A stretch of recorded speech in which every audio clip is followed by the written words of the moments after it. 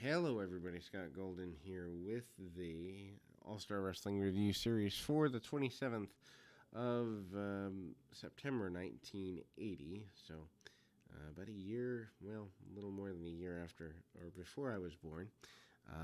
This is a unique edition for a number of reasons. We'll take a look at this in a second or two here.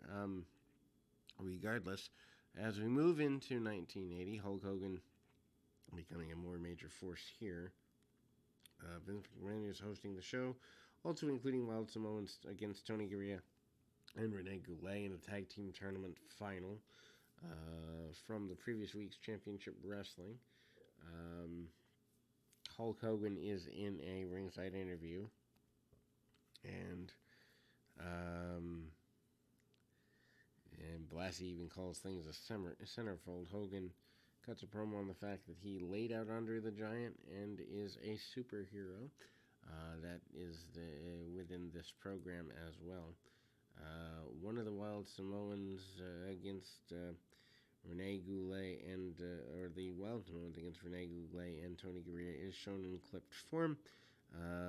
Obviously, the Samoans end up winning the tag team championship here. Lou Albano is their manager, as is Lou for just about 20 tag teams over a, 20-year period, something like that.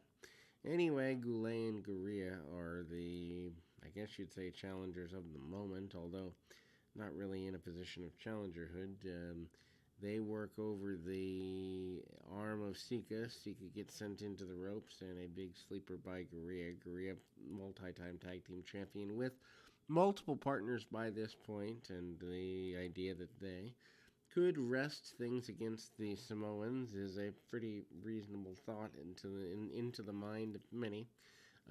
Goulet, a French Canadian who ends up becoming a mainly office worker, but a shot to the midsection by one of the Samoans, and things go rather haywire rather quickly there. Samoan to the outside of the ring, and everybody tries to regroup. Needless to say, Lou Albano not happy with the way things are going.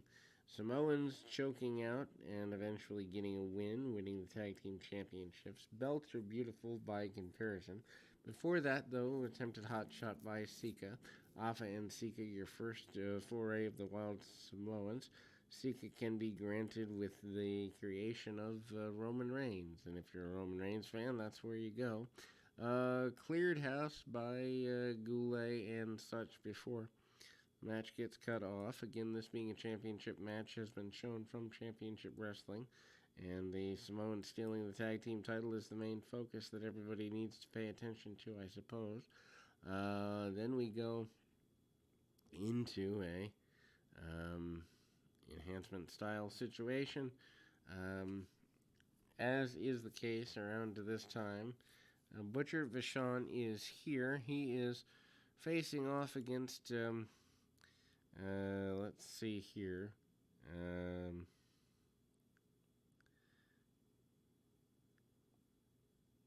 Actually, it doesn't even. It's unclear. But what's interesting is the Hangman is here, and this is not Bruce Boban's. Obviously, the wonder that is. Tony Atlas, actually, that's Silvano Souza. It's just so weird because I haven't seen Souza in that role before. Tony Atlas and Silvano Souza is your next matchup. Atlas, new to the area, and he is staying on the arm of Souza pretty aggressively, assertively.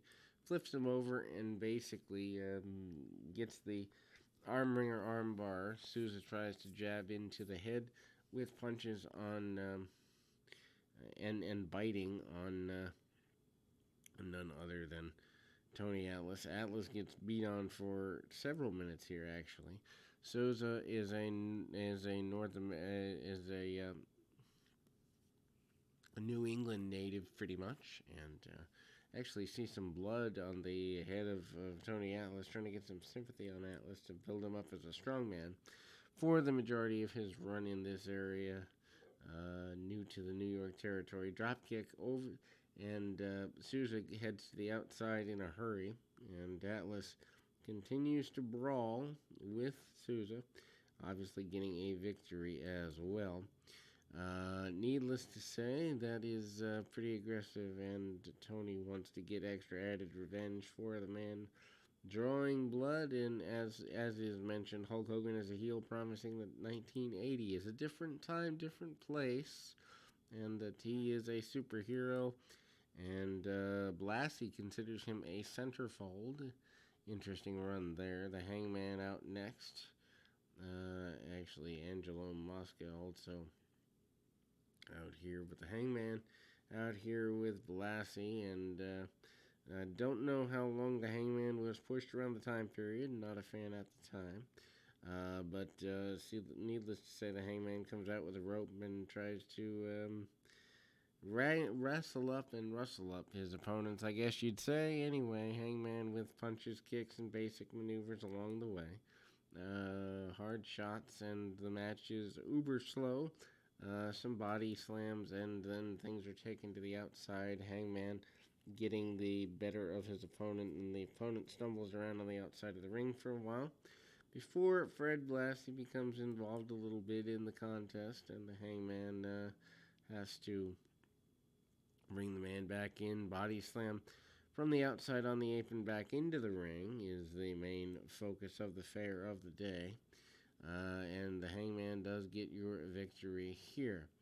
A masked man in, I believe, the Black Demon is up next, and Rick Martel as a new coming babyface, super young looking at the time, is here. Martel tries to keep things in the ring, but the masked enhancement talent doesn't seem to like that very much. Arm bars by Martel. Martel off and actually cartwheels over a downed opponent into an arm drag and then back to the arm bar. Martel would later throughout the area become a tag team partner with Tony Garea, and that is the continuation of his career in the area. Needless to say, we come back to Hulk Hogan. Hogan in an enhancement talent match. In quick order, it takes about 3 minutes to defeat two men, 2-on-1, putting Hogan over as a big deal here. Hogan with the red and yellow trunks and tights even before becoming a baby face, and Hogan using power moves, including but not limited to a bear hug, to get the victory alongside manager Classy Freddie Blassie. And as mentioned, Hogan basically says he took Andre the Giant out and about, and that is also the lead to Shea Stadium and all of that, everything associated therein. We'll be back with more right after this.